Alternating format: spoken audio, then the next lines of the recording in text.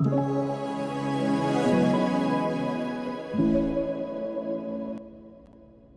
and welcome to Preamble.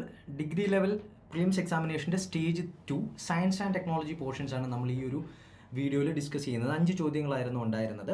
അപ്പം ഇതിലെനിക്ക് കിട്ടിയൊരു feedback എന്ന് പറയുന്നത് സയൻസ് ആൻഡ് ടെക്നോളജിയൊക്കെ വലിയ പാടായിരുന്നു, അല്ലെങ്കിൽ അതിൽ സ്റ്റേറ്റ്മെൻറ്റ് വൈസ് ക്വസ്റ്റ്യൻസ് കൃത്യമൊരു ഉത്തരത്തിലോട്ടൊന്നും എത്താൻ പറ്റുന്നില്ല, നമ്മൾ സ്ഥിരമായി ചോദിക്കുന്ന ടൈപ്പ് ക്വസ്റ്റ്യൻ അല്ല ചോദിച്ചത് തുടങ്ങിയ രീതിയിലുള്ള കമൻറ്റ്സ് ഉണ്ടായിരുന്നു. ആക്ച്വലി അതുകൊണ്ടാണ് ഈ ഒരു സയൻസ് ആൻഡ് ടെക്നോളജിയുടെ ക്വസ്റ്റ്യൻസ് നമുക്കൊന്ന് അനലൈസ് ചെയ്യാമെന്നുള്ളൊരു രീതിയിലേക്ക് ഈ വീഡിയോയിലേക്ക് വരാനുള്ളൊരു റീസൺ എന്ന് പറയുന്നത്. അപ്പോൾ ടോട്ടൽ എക്സാമിൻ്റെ ഒരു അനാലിസിസിൻ്റെ വീഡിയോ നമ്മുടെ യൂട്യൂബ് ചാനലിലുണ്ടാവും, തീർച്ചയായിട്ടും നിങ്ങളത് കണ്ടുകൊള്ളുക. പക്ഷേ നമുക്കിപ്പോൾ എന്താണ് സയൻസ് ആൻഡ് ടെക്നോളജിയിൽ ചോദിച്ചിട്ടുള്ള 5 ചോദ്യങ്ങളൊന്ന് ചെയ്ത് നോക്കാം. എന്നിട്ടത് എളുപ്പമായിരുന്നോ, ഈ 5 എണ്ണത്തിൽ 5നും ചോദ്യത്തിനുള്ള ഉത്തരം നമുക്ക് കിട്ടാനുള്ള സാധ്യത ഉണ്ടോ ഇല്ലയോ എന്നുള്ളൊരു കാര്യം. ഇനി അങ്ങനെ കിട്ടുന്നില്ല എന്നുണ്ടെങ്കിൽ, ഇൻ കേസ് നിങ്ങൾക്ക് എവിടെയെങ്കിലും തെറ്റുന്നുണ്ടെന്നുണ്ടെങ്കിൽ എവിടെയാണ് നമുക്ക് മിസ്റ്റേക്ക് പറ്റിയത് തുടങ്ങിയ കാര്യങ്ങൾ നമുക്കൊന്ന് അനലൈസ് ചെയ്ത് നോക്കാം. സോ ഫസ്റ്റ് ക്വസ്റ്റ്യൻ സെറ്റ് എയിലെ 46ാമത്തെ ചോദ്യമാണ്. Which of the following supports the idea that science is A dynamic process? Science എന്ന് പറയുന്നത് ഒരു ഡൈനാമിക് പ്രോസസ് ആണ് എന്നുള്ളതിന്, സയൻസ് എന്താണെന്നുള്ളതല്ല ഇവിടെ പറയുന്നത്, സയൻസ് എന്ന് പറയുന്നത് ഒരു ഡൈനാമിക് പ്രോസസ് ആണ് എന്നതിനെ സപ്പോർട്ട് ചെയ്യുന്ന സ്റ്റേറ്റ്മെൻറ്റ് താഴെ പറയുന്നവയിൽ ഏതാണെന്നുള്ളതാണ്. അപ്പോൾ അത് നിങ്ങൾ അണ്ടർലൈൻ ചെയ്ത് വെക്കുക. Science dynamic process. ഇപ്പം സ്റ്റാറ്റിക്കും ഡൈനാമിക്കും തമ്മിലുള്ള വ്യത്യാസം എല്ലാവർക്കും അറിയാമല്ലോ. സ്റ്റാറ്റിക് സബ്ജക്റ്റും ഡൈനാമിക് സബ്ജക്റ്റും എന്ന് പറഞ്ഞിട്ട് ഒരുപാട് നമ്മൾ പ്രിപ്പറേഷൻ്റെ സമയത്ത് പറയാറുള്ളതാണ്. അപ്പം ഡൈനാമിക് എന്ന് പറയുമ്പോൾ ഇങ്ങനെ ചേഞ്ചിങ് ആയിട്ടുള്ള സബ്ജക്റ്റാണ്, കറണ്ട് അഫേഴ്സ് കൂടി അപ്ഡേറ്റ് ചെയ്ത് നമ്മൾ പോവേണ്ട സബ്ജക്റ്റ് എന്ന് നമ്മൾ പറയാം. അപ്പം എപ്പോഴും എന്താണ് ഇവോൾവ് ചെയ്തുകൊണ്ടിരിക്കുന്ന ഒരു സബ്ജക്റ്റ് എന്നുള്ള രീതിയിലൊക്കെ നമുക്ക് പറയാൻ പറ്റും. അപ്പോൾ അത്തരത്തിലുള്ള ഒരു നേച്ചർ താഴെ പറയുന്നവയിൽ ഏതാണെന്നുള്ളതാണ്. Scientific loss R permanent. Scientific loss എന്ന് പറയുന്നത് പെർമനൻ്റ് ആണ് എന്ന് പറയുന്നത് അത് തീർച്ചയായിട്ടും തെറ്റായിട്ടുള്ളൊരു കാര്യമല്ല. ഇനി ഇൻ കേസ് അങ്ങനെ ആണെങ്കിൽ തന്നെ എന്താണ്, അതൊരു ഡൈനാമിക് പ്രോസസ്സാണ് സയൻസ് എന്ന് പറയുന്നതിനെ സപ്പോർട്ട് ചെയ്യുമോ? തീർച്ചയായിട്ടും ഇല്ല. പെർമനൻ്റ് ആയിട്ടിരിക്കുകയാണ്, ഒരു ചേഞ്ചസും വരത്തില്ല എന്ന് പറഞ്ഞു കഴിഞ്ഞാൽ അത് നമുക്ക് എന്ത് ചെയ്യാൻ പറ്റത്തില്ല, സപ്പോർട്ട് ചെയ്യാൻ പറ്റത്തില്ല. അപ്പം സയൻറ്റിഫിക് ലോസ് പെർമനൻ്റ് ആണ് എന്ന് പറയുന്ന ഒരു കാര്യം സയൻസ് ഒരു ഡൈനാമിക് പ്രോസസ്സ് ആണെന്നുള്ള ഐഡിയയെ ഒരിക്കലും സപ്പോർട്ട് ചെയ്യുന്നില്ല. ചേഞ്ചിങ് ആയിക്കൊണ്ടിരിക്കുന്ന, അല്ലെങ്കിൽ പുതിയ പുതിയ ഐഡിയാസ് വരുന്നതിനനുസരിച്ചിട്ട് മാറ്റങ്ങൾ കൊണ്ടുവരുത്തിക്കൊണ്ടിരുന്ന് ഇംപ്രൂവ് ചെയ്യുന്ന ഒരു മേഖലയാണ് സയൻസ് യഥാർത്ഥത്തിൽ. അതാണ് ഈ ഡൈനാമിക് പ്രോസസ്സ് കൊണ്ട് ഉദ്ദേശിക്കുന്നത്. Next, scientific theories never change. Scientific theories propose ചെയ്യുകയാണെങ്കിൽ അതിന് ഒരിക്കലും ഒരു മാറ്റവും കൊണ്ടുവരാൻ പറ്റില്ല എന്നുള്ളത്, അല്ലെങ്കിൽ അങ്ങനെ മാറ്റം കൊണ്ടുവരില്ല എന്ന് പറയുന്നത് അത് ഈ ഡൈനാമിക്കിൻ്റെ നേരെ ഓപ്പോസിറ്റ് അല്ലേ വരുന്നത്. അപ്പോൾ ഇത് രണ്ടും എന്താണ്, കേൾക്കുമ്പോഴേ തന്നെ നമുക്ക് എന്ത് ചെയ്യാൻ പറ്റും, ക്യാൻസൽ ഔട്ട് ചെയ്ത് തരാൻ പറ്റും. Science is based on a belief ആണോ?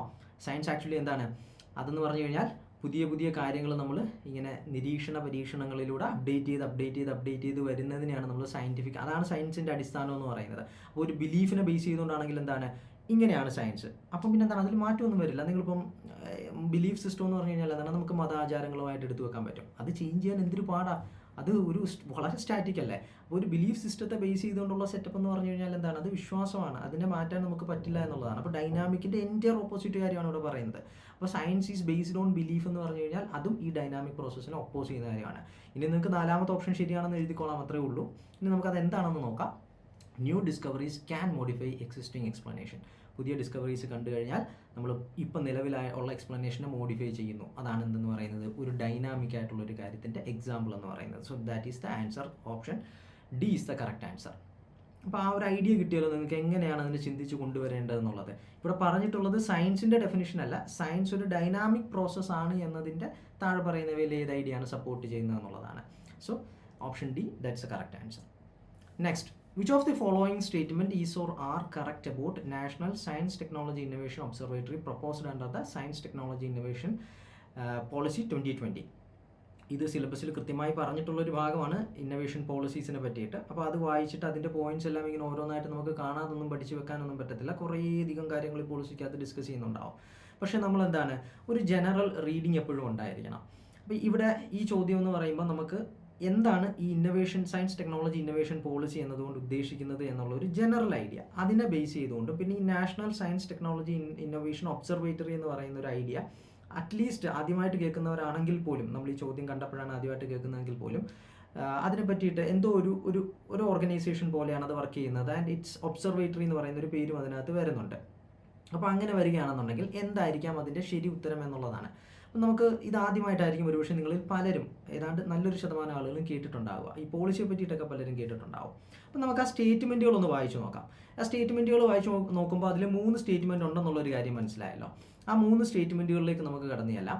അതേപോലെ തന്നെ ഓപ്ഷൻസ് നമ്മളൊന്ന് പരിശോധിക്കുകയാണെന്നുണ്ടെങ്കിൽ ഏതെങ്കിലും 2 എണ്ണമോ അല്ലെങ്കിൽ 3 എണ്ണവും ശരിയാവാനാണ് സാധ്യത. എങ്ങനെയാണ്? ഏതെങ്കിലും 2 സ്റ്റേറ്റ്മെൻറ്റുകൾ ശരിയാവാനുള്ള സാധ്യത എന്തായാലും ഉണ്ട്, അല്ലെങ്കിൽ 3 സ്റ്റേറ്റ്മെൻറ്റുകളും ശരിയാണ്. അപ്പോൾ ഇവിടെ എന്താണ്? ഏതോ ഒരാൾ മാത്രമാണ് തെറ്റാനുള്ള സാധ്യതയുള്ളത്. തെറ്റുമെങ്കിൽ തെറ്റാനുള്ള ഒരു സാധ്യത ഒരാൾക്കേ ഉള്ളൂ. ബാക്കി 2 എണ്ണവും അല്ലെങ്കിൽ 3 എണ്ണവും ശരിയാവാനാണ് സാധ്യത. അപ്പം നമ്മൾ ആ തെറ്റായിട്ടുള്ള ആൾ വരാനുള്ള സാധ്യതയെ പറ്റിയിട്ട് നമ്മളിങ്ങനെ അന്വേഷിക്കുക. ശരിയാണോ എന്ന് നമ്മൾ നോക്കാനല്ല നിൽക്കേണ്ടത്. അപ്പം ഒരെണ്ണം തെറ്റാനും 2 എണ്ണം ശരിയാവാനുള്ള സാധ്യത, അല്ലെങ്കിൽ 3ഉം ശരിയാവാനുള്ളൊരു സാധ്യത.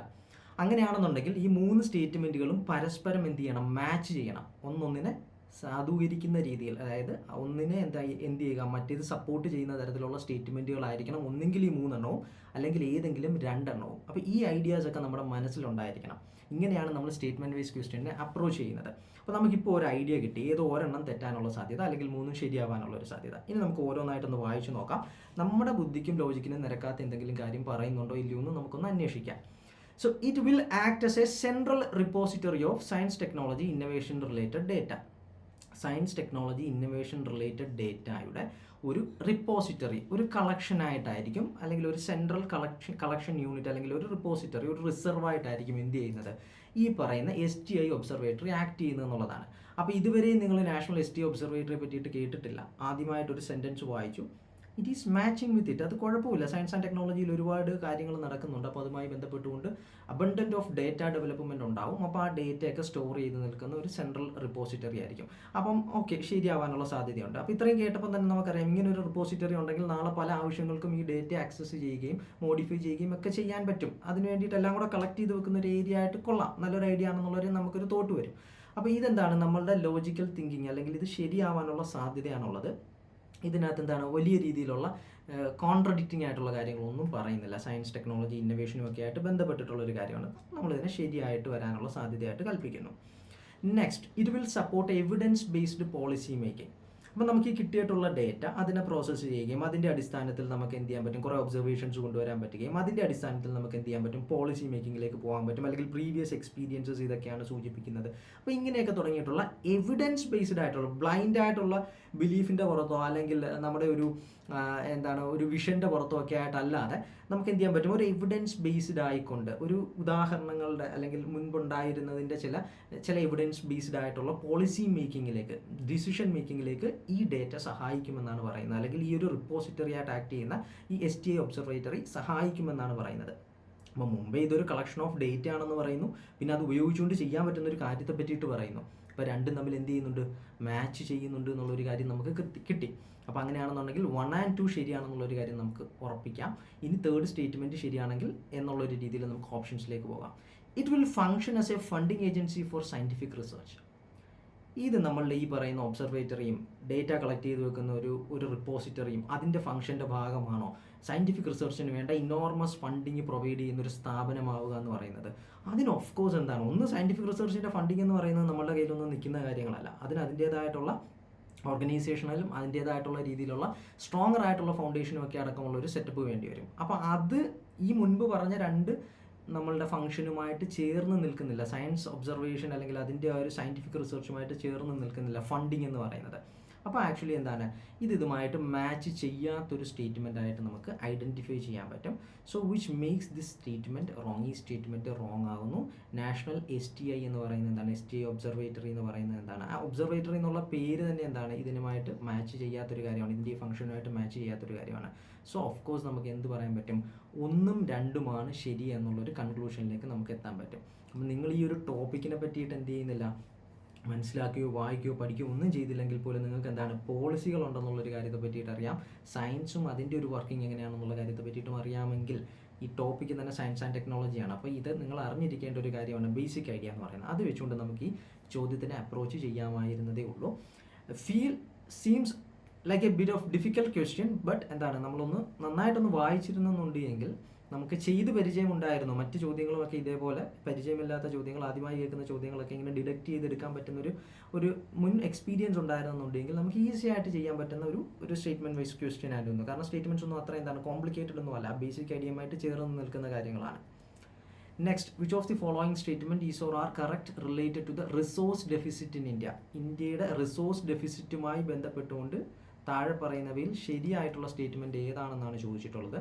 India is a water rich. India എന്ന് പറയുന്നത് വാട്ടർ റിച്ച് ആയിട്ടുള്ളൊരു കൺട്രിയാണ്. ഓക്കെ, ഇന്ത്യക്ക് വാട്ടർ റിസോഴ്സസ് ഉണ്ട്. വാട്ടർ റിച്ച് എന്നൊക്കെ നമുക്ക് പറയുമ്പം സൂക്ഷിച്ച് പറയേണ്ടതായിട്ട് വരും, കാരണം ഇന്ത്യയുടെ എല്ലാ ഭാഗങ്ങളും ഒരേപോലെയൊന്നും അല്ല.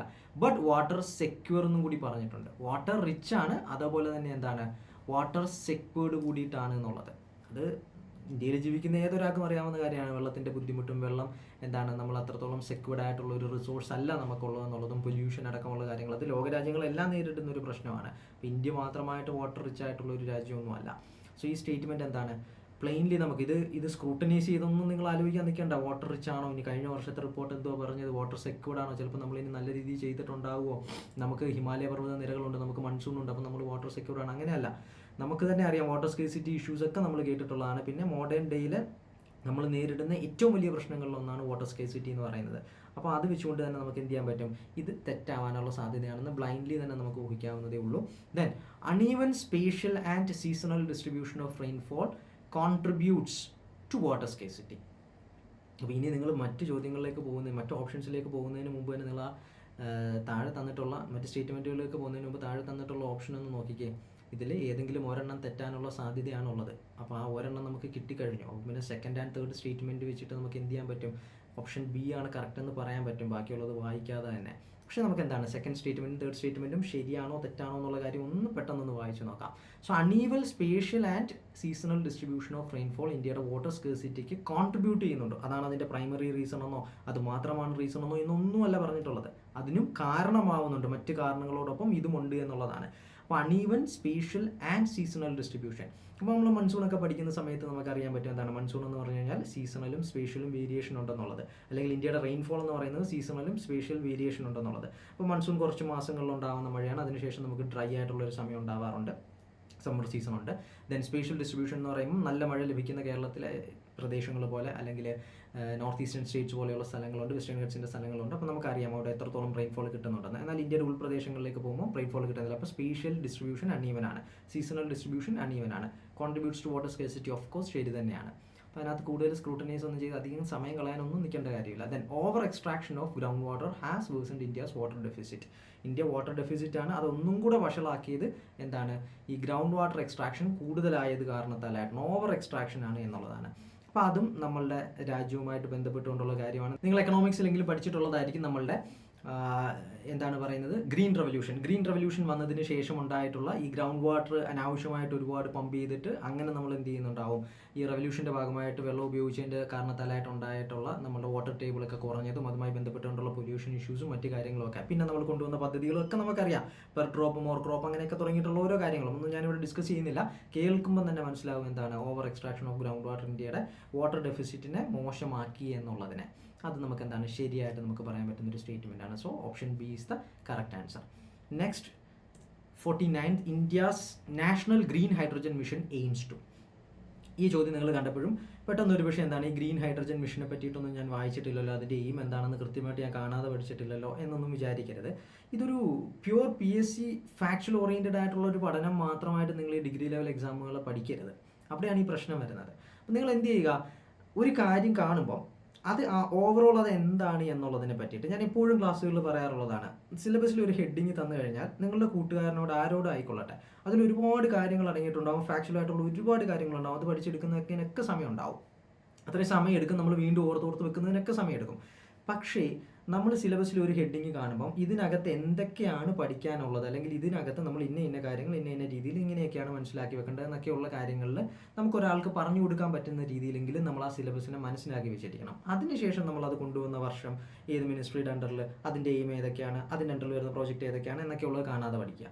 അപ്പം ഗ്രീൻ ഹൈഡ്രജൻ മിഷൻ എന്ന് പറയുമ്പോൾ അത് ഏത് മിഷൻസിൻ്റെ ഭാഗമാണ് എന്നുള്ളതിൻ്റെ അടിസ്ഥാനത്തിൽ, പിന്നെ അത് ഈ national Green Hydrogen mission itself എന്താണ് ഇതിനെ പറ്റിയിട്ട് ഉദ്ദേശിക്കുന്നത്, അത് തന്നെ എന്താണ് ഗ്രീൻ ഹൈഡ്രജൻ എന്ന് പറഞ്ഞു കഴിഞ്ഞാൽ എന്താണ്. അപ്പോൾ പുനരുപയോഗ ഊർജ്ജം ഉപയോഗിച്ചുകൊണ്ട് ഹൈഡ്രജൻ അത് ഫ്യൂവലാക്കിക്കൊണ്ട് യൂസ് ചെയ്യുന്ന ഒരു കാര്യമാണ് എന്തെന്ന് പറയുന്നത് നാഷണൽ ഗ്രീൻ ഹൈഡ്രജൻ മിഷൻ എന്ന് പറയുന്നത്. അപ്പോൾ അങ്ങനെ വരുമ്പോൾ അതിൻ്റെ എയിം എന്താണ്, അതിന് വേണ്ടിയിട്ടൊരു മിഷൻ നമ്മൾ കൊണ്ടുവരുമ്പം, നാഷണൽ ലെവലിൽ ഒരു മിഷൻ കൊണ്ടുവരുമ്പം അതിൻ്റെ എയിം എന്ന് പറഞ്ഞു കഴിഞ്ഞാൽ നമ്മൾ എന്തോ വലിയ സംഭവം ആവാൻ പോകുന്നു എന്നുള്ളതായിരിക്കും തീർച്ചയായിട്ടും ഏതൊരു ഇതുപോലത്തെ പ്രോജക്റ്റിൻ്റെയും എയിം എന്ന് പറയുന്നത്. അതായത് ഈ ഗ്രീൻ ഹൈഡ്രജൻ ഫീൽഡിൽ നമ്മളൊരു സംഭവം ഉണ്ടാക്കാൻ പോകുകയാണ് എന്നുള്ളതാണ്. ഇനി നമുക്ക് എന്ത് ചെയ്യാൻ പറ്റും, നമുക്ക് നോക്കാം എന്താണ് നമ്മൾ ചെയ്യാൻ ഉദ്ദേശിക്കുന്നത്. ഓരോ ഓപ്ഷനായിട്ട് പ്രൊമോട്ട് ബ്ലൂ ഹൈഡ്രജൻ ഇമ്പോർട്ട്സ്. നമ്മുടെ നാഷണൽ ലെവലിൽ വലിയ സംഭവം ഒരു കാര്യം ചെയ്യാൻ പോകുന്നതിന് പുറത്തുനിന്ന് ഇമ്പോർട്ട് ചെയ്ത് കൊണ്ടുവരികയാണ്. എന്ന് പറഞ്ഞാൽ തന്നെ അത് കോൺട്രഡിക്റ്റ് ചെയ്യുന്നുണ്ട്. അപ്പോൾ നമ്മൾ എന്ത് ചെയ്യുകയാണ്, പ്രൊമോട്ട് ബ്ലൂ ഹൈഡ്രജൻ ഇമ്പോർട്ട് എന്നാണ് പറയുന്നത്. അപ്പോൾ ബ്ലൂ ഹൈഡ്രജൻ്റെ കാര്യമാണ് ഇവിടെ മെൻഷൻ ചെയ്തിട്ടുള്ളത്. അപ്പോൾ ബ്ലൂ ഹൈഡ്രജൻ്റെ കാര്യമല്ല, നമ്മൾ ഗ്രീൻ ഹൈഡ്രജനുമായി ബന്ധപ്പെട്ടിട്ടുള്ള ഒരു കാര്യമാണ് ഇവിടെ ഡിസ്കസ് ചെയ്തുകൊണ്ടിരുന്നത്. അപ്പോൾ പുനരുപയോഗ ഊർജ്ജം അതിനെ ഡെവലപ്പ് ചെയ്യുക എന്നുള്ളതാണ്, അതിൽ നിന്നും ഹൈഡ്രജൻ ഉണ്ടാക്കുക എന്നുള്ളതാണ്, ഹൈഡ്രജൻ സ്പ്ലിറ്റ് ചെയ്തെടുക്കുക എന്നുള്ളതാണ് നമ്മൾ ഉദ്ദേശിക്കുന്നത്. അപ്പം എന്താണ് ഫസ്റ്റ് പറഞ്ഞിട്ടുള്ള ഓപ്ഷൻ ഇതുമായിട്ട് സ്റ്റേറ്റ്മെൻറ്റുമായിട്ട് ചേർന്ന് നിൽക്കുന്നില്ല, അല്ലെങ്കിൽ എയിമുമായിട്ട് ചേർന്ന് നിൽക്കുന്നില്ല എന്ന് നമുക്ക് മനസ്സിലാക്കാൻ പറ്റും. Next, increased coal based hydrogen production. കഴിഞ്ഞു, അവിടെ അത് കഴിഞ്ഞു. കോൾ ബേസ്ഡ് ആയിട്ടുള്ളതാണോ? അല്ല. ഗ്രീൻ ഹൈഡ്രജൻ എന്ന് പറഞ്ഞു കഴിഞ്ഞാൽ കോൾ ബേസ്ഡ് ആയിട്ടുള്ളതല്ല. അതുകൊണ്ട് തന്നെ എന്താണ്, അത് ഇൻക്രീസ് ചെയ്യുക എന്ന് പറഞ്ഞു കഴിഞ്ഞാൽ തെറ്റി. അപ്പോൾ ഇവിടെ ഇതാണ് തെറ്റായിട്ട് വരുന്നത്. അപ്പോൾ ഇൻക്രീസ് മറ്റെന്തെങ്കിലും ആണെന്ന് എന്ന രീതിയിലാണ് പറയുന്നതെന്നുണ്ടെങ്കിൽ നമുക്ക് എന്താണ്, അതിൻ്റെ എയിമായിട്ട് നമുക്ക് വേണമെങ്കിൽ ശരിയായിരിക്കാം എന്ന് പറയാൻ പറ്റും. പക്ഷേ ഇവിടെ കോൾ ബേസ്ഡ് എന്ന് പറയുമ്പോൾ തന്നെ അത് തെറ്റിയിട്ടുണ്ട്. അപ്പോൾ അത് രണ്ടും തെറ്റാണ്. Develop India as A global hub four green hydrogen. കേൾക്കുമ്പോൾ തന്നെ അറിയാം, ഗ്രീൻ ഹൈഡ്രജൻ ഇന്ത്യയെ ഒരു ഗ്ലോബൽ ഹബ്ബാക്കി മാറ്റുക എന്ന ലക്ഷ്യമാണ് ഈ പറയുന്ന മിഷൻ ഉള്ളത് എന്നുള്ളത്. ഇത് നമ്മൾ അച്ചീവ് ചെയ്യില്ലോ എന്നൊക്കെയുള്ള പിന്നത്തെ കാര്യം. മുന്നോട്ട് വെക്കുന്ന ആശയം ഇതാണ്, തീർച്ചയായിട്ടും അതുമായിട്ട് ചേർന്ന് നിൽക്കുന്നുണ്ട്. അത് ചുമ്മാതെ വായിച്ച് നോക്കുമ്പോൾ തന്നെ, ഇനി തെറ്റുകൾ നോക്കാതെ ശരി നോക്കിയാൽ തന്നെ നമുക്ക് അതിലേക്ക് എത്താൻ പറ്റും. Last one, replace renewable energy target. നമ്മളുടെ ഈ റിന്യൂവബിൾ എനർജി ടാർഗറ്റുകളെല്ലാം റീപ്ലേസ് ചെയ്യുക എന്നുള്ളതാണ് ഈ മിഷൻ കൊണ്ട് ഉദ്ദേശിക്കുന്നതെന്ന്. അങ്ങനെയാണോ വരുന്നത്? നമുക്ക് റിന്യൂവബിൾ എനർജി ടാർഗറ്റുകളുണ്ട്, അത് അച്ചീവ് ചെയ്യാൻ വേണ്ടിയിട്ടാണ് നമ്മൾ നിൽക്കുന്നത്. അപ്പോൾ ഇതും എന്താണ്, ആ മുമ്പ് പറഞ്ഞ എയിമുമായിട്ട് ചേർന്ന് നിൽക്കാത്തതാണ്. So option C is the correct answer. വളരെ ഈസി ആയിട്ട് നമുക്ക് എത്താൻ പറ്റും അല്ലേ? 49th ആൻസർ എന്ന് പറയുന്നത് ഓപ്ഷൻ സി ആണ്. Next, which of the following statement is or are correct about primary health care. Primary health കെയറുമായി ബന്ധപ്പെട്ടുകൊണ്ടുള്ള താഴെ പറയുന്നവയിൽ ഏതൊക്കെ സ്റ്റേറ്റ്മെൻറ്റുകളാണ് ശരി അല്ലെങ്കിൽ തെറ്റ് എന്നുള്ളതാണ്, ശരി എന്നുള്ളതാണ് ചോദിച്ചിട്ടുള്ളത്. പബ്ലിക് ഹെൽത്ത് കെയർ എന്ന് പറയുന്നത്, പൊതുജനാരോഗ്യം എന്ന് പറയുന്നത് promotes equitable distribution of health services. സൊസൈറ്റിയിൽ എല്ലാവർക്കും ഹെൽത്ത് സർവീസുകൾ ഇക്വിറ്റബിളായിട്ട് ഡിസ്ട്രിബ്യൂട്ട് ചെയ്യുക എന്നുള്ളതാണ്. എല്ലാ വ്യക്തികൾക്കും തുല്യമായിട്ട് ഡിസ്ട്രിബ്യൂട്ട് ചെയ്യുന്നു എന്നുള്ളത്. എല്ലാ വ്യക്തികൾക്കും എന്നുള്ള രീതിയിലല്ല, സൊസൈറ്റിയിൽ നമ്മൾ എന്ത് ചെയ്യുന്നുണ്ടാവും, ഈ സർവീസുകൾ ഡിസ്ട്രിബ്യൂട്ട് ചെയ്യുന്നത് തുല്യമായിട്ടാണെന്നുള്ളൊരു രീതിയിലാണ്. അപ്പോൾ അതിനകത്ത് എന്താണ്, ശരിയായിട്ടുള്ളൊരു കാര്യമാണോ? ശരിയായിട്ടുള്ളൊരു കാര്യം തന്നെയാണ്. നമ്മൾ നോക്കുകയാണെന്നുണ്ടെങ്കിൽ നമ്മുടെ നാട്ടിലുള്ള പബ്ലിക് ഹെൽത്ത് കെയർ ഫെസിലിറ്റീസ് നോക്കുകയാണെന്നുണ്ടെങ്കിൽ എന്താണ്, എല്ലാ ആളുകൾക്കും നമ്മൾ എന്ത് ചെയ്യുന്നുണ്ട്, ഈ ഹെൽത്ത് കെയർ ഫെസിലിറ്റീസ് ലഭിക്കുന്നുണ്ട് അതിൻ്റേതായിട്ടുള്ള രീതിയിൽ. പിന്നെ അവരുടെ എക്കണോമിക് ബാക്ക്ഗ്രൗണ്ടിനനുസരിച്ചുകൊണ്ട് അവർക്ക് എന്ത് ചെയ്യുന്നുണ്ടാവും, ഫീസിലും മറ്റു കാര്യങ്ങളും ഒക്കെ ഡിഫറൻസ് ഉണ്ടാവുന്നു എന്നുള്ളത് ശരി തന്നെയാണ്. പക്ഷേ എന്താണ്, വേണ്ട ആളുകൾക്ക് കൂടുതൽ എന്നുള്ളൊരു രീതിയിൽ സപ്പോർട്ട് പ്രൊവൈഡ് ചെയ്യുന്നു. അപ്പോൾ സൊസൈറ്റിയിൽ ഇക്വിറ്റബിളായിട്ട് ഡിസ്ട്രിബ്യൂട്ട് ചെയ്യുക എന്നുള്ളതാണ് അതുകൊണ്ട് ഉദ്ദേശിക്കുന്നത്. അഫോർഡബിൾ ആയിട്ടുള്ള അല്ലാത്ത ആളുകൾക്ക് ആ ഒരു അഫോർഡബിൾ ആവുന്ന രീതിയിൽ അത് പ്രൊവൈഡ് ചെയ്യുക എന്നുള്ളത്. തീർച്ചയായിട്ടും കേൾക്കുമ്പോൾ എന്താണ്, ഒരു കോൺട്രഡിക്റ്റിങ്ങും അല്ലാത്തൊരു സ്റ്റേറ്റ്മെൻറ്റാണ്. അത് നമുക്ക് ശരിയായിട്ട് വെക്കാം, തൽക്കാലത്തേക്ക് ശരിയായിട്ട് വെക്കാം.